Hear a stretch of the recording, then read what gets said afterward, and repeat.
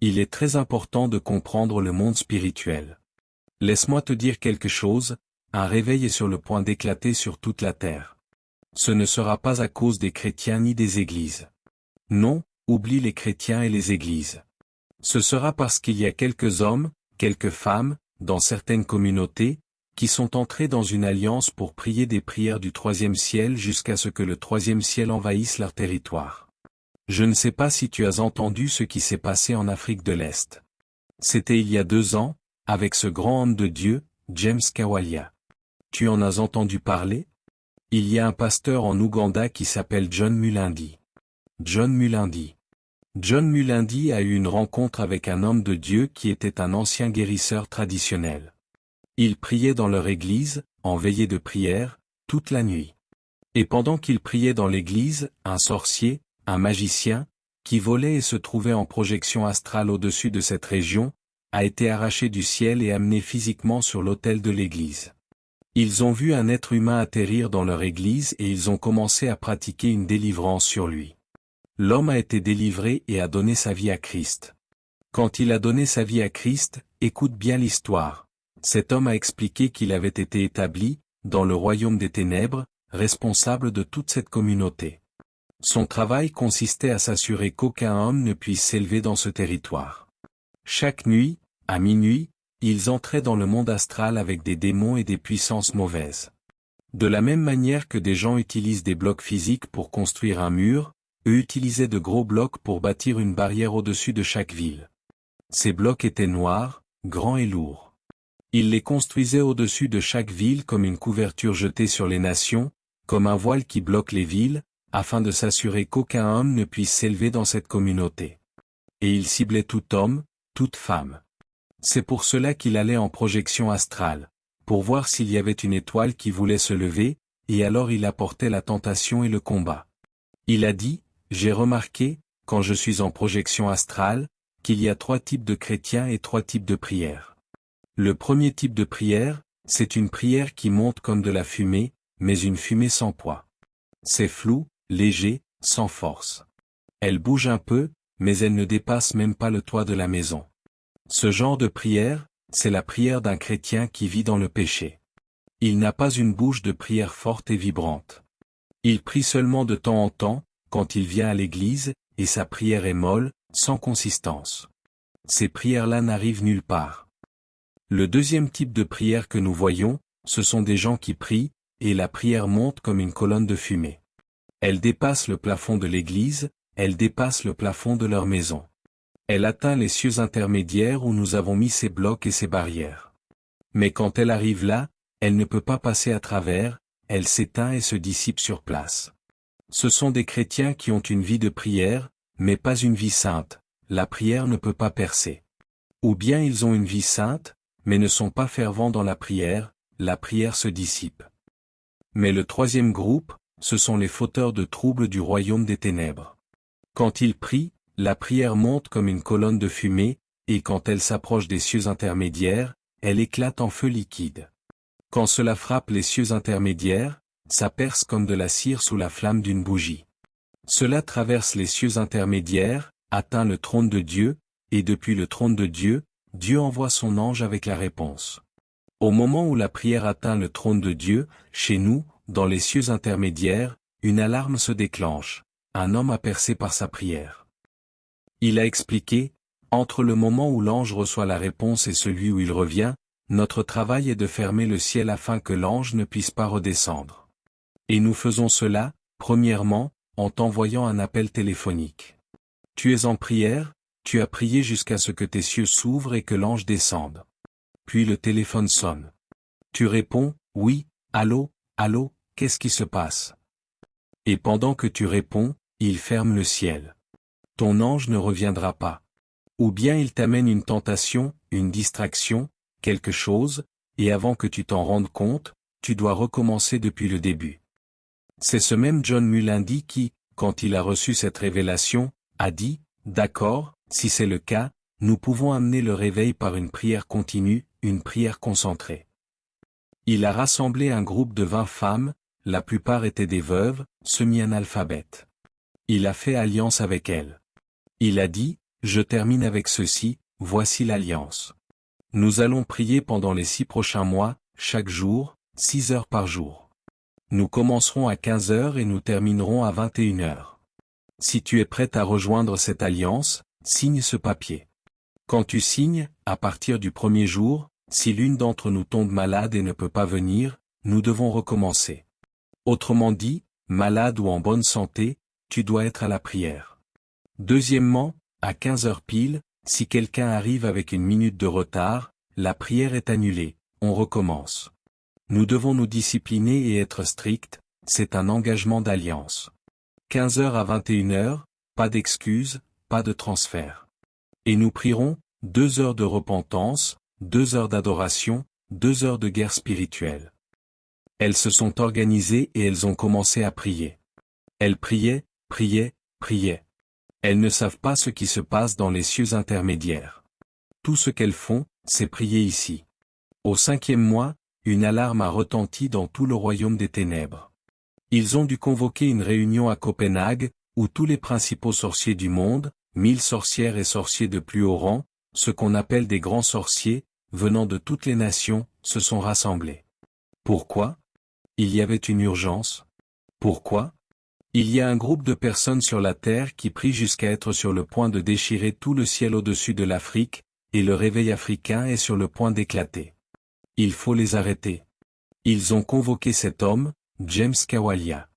Il était le sorcier responsable de toute l'Afrique de l'Est. Ils l'ont appelé et lui ont dit, « Comment as-tu pu laisser ce groupe, sous ta surveillance, entrer dans ce niveau de prière sans les disperser? Nous allons te tenir responsable. » Ils ont encore un mois. S'ils arrivent au bout des 6 mois comme convenu dans l'Alliance, alors le réveil africain va éclater, toute l'Afrique sera sauvée, et nous, le royaume des ténèbres, nous ne nous relèverons pas pendant les 70 prochaines années. Tu dois les arrêter. Nous te donnerons autant d'argent que nécessaire pour les capturer.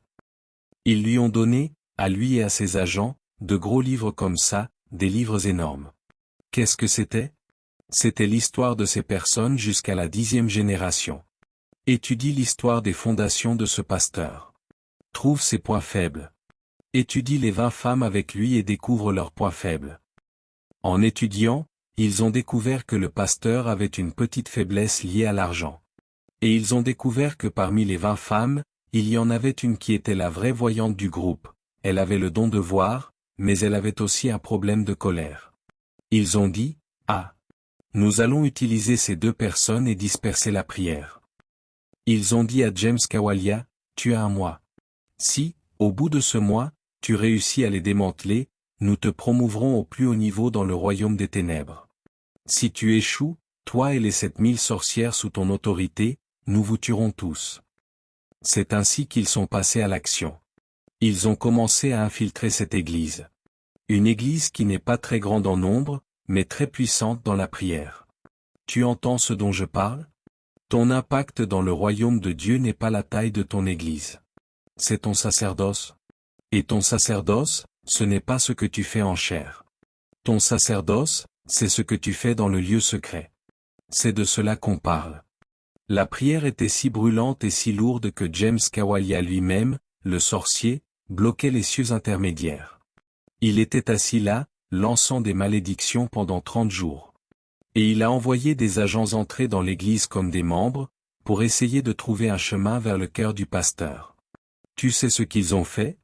Un des nouveaux membres qui venait à l'église est devenu très fidèle, très engagé, très dévoué. Le pasteur ne savait pas que c'était un agent. Et cette personne a dit, « Pasteur, j'aime tellement ton ministère. Dieu dit que tu as travaillé et souffert pendant tant d'années sans récompense. Dieu dit que je dois t'acheter une maison. » Et il lui a acheté une maison duplex, entièrement meublée, à l'extérieur de la ville. Il l'a emmenée et a dit, « Voici la clé, pasteur. Cette maison est à toi. » Tu sais pourquoi ils lui ont donné une maison hors de la ville?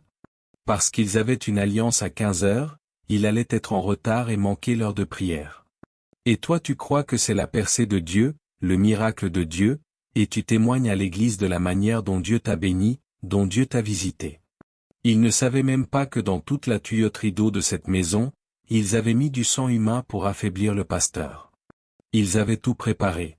Une autre personne est venue donner au pasteur une voiture, en lui remettant les clés, « Homme de Dieu, voici ce que je te donne. » La personne qui a donné les clés de la voiture était une femme, et plus tard elle a dit, « Pasteur, s'il te plaît, j'ai du zèle. Je veux voir le réveil. Peux-tu me permettre de rejoindre ce groupe de prière? » Ah ma sœur, si tu as ce cœur-là, pourquoi pas? Il l'a intégré aux 20 autres. Quand il l'a intégré, la voyante a dit, « Pasteur, qui est cette femme? Pourquoi l'as-tu laissée entrer? » L'accord et l'alliance concernent nous 20 pour la prière, pas 21. Si tu l'as fait entrer maintenant, pasteur, nous avons brisé l'alliance. Le pasteur lui a dit, « Ma fille, tais-toi. Ne dis rien. Sais-tu à quel point cette femme est une bénédiction pour ce ministère? Toi, tu parles, mais tu ne peux rien donner ici. Regarde ce qu'elle vient de faire, elle a fait ceci, elle a fait cela. Elle est autorisée. » La voyante a répondu, « Pasteur, elle n'est pas autorisée. Elle ne peut pas entrer ici. » Et très vite, le pasteur et la voyante ont commencé à se disputer. Ils ont commencé à se battre entre eux. Pendant qu'ils se battaient, James, dans les cieux intermédiaires, continuait de lancer des malédictions. Il a invoqué l'esprit de colère sur cette femme afin qu'elle se lève et gifle le pasteur. Elle a giflé le pasteur. Le pasteur l'a attrapé. « Viens voir l'église. Vous êtes en prière sans savoir que le réveil est sur le point d'éclater. Le réveil est sur le point d'éclater, et tout l'enfer s'est levé pour vous disperser. Si tu vas sur YouTube, tu verras ce dont je parle. Il suffit d'aller sur YouTube, de taper James Kawalia, et tu verras ces choses. Frères et sœurs, c'est ainsi qu'aujourd'hui, nous aurions déjà pu voir la gloire de Dieu partout en Afrique, parce qu'il y avait un peuple qui avait payé le prix. Et laisse-moi te dire, le jour où tout s'est dispersé, où ils ont dit, nous ne continuerons plus, c'était un jour avant les 6 mois. Un jour avant les 6 mois, tout s'est effondré. Ils ne pouvaient même plus se rassembler pour prier. Dans tout le royaume des ténèbres, ils faisaient la fête. Ils ont appelé James et l'ont fait descendre pour lui donner la plus haute promotion, le plus grand honneur, pour le hisser au niveau le plus élevé.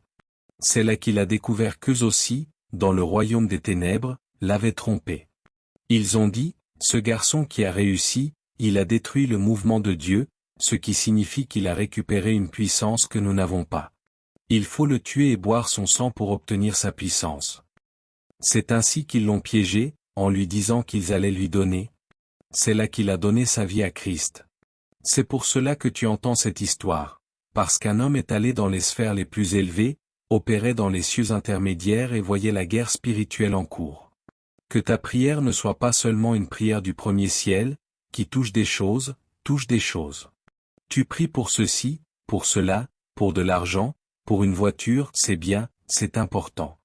Mes frères, ta prière doit aller au-delà de ce domaine. Que ton règne vienne, Seigneur, que ton règne envahisse tout le pays, tout l'état d'Abia. Nous voulons voir ta gloire. Nous voulons voir ta gloire. Et laisse-moi te dire, quand tu pries en langue pendant 2-3 heures sans t'arrêter chaque jour, tu ne sais pas ce qui se passe dans les cieux intermédiaires. Lève-toi. Commence à prier dans le Saint-Esprit. Commence à prier dans le Saint-Esprit. Père, donne-moi la force d'aller au-delà du premier ciel, au deuxième ciel, au troisième ciel. Établis-moi comme une principauté.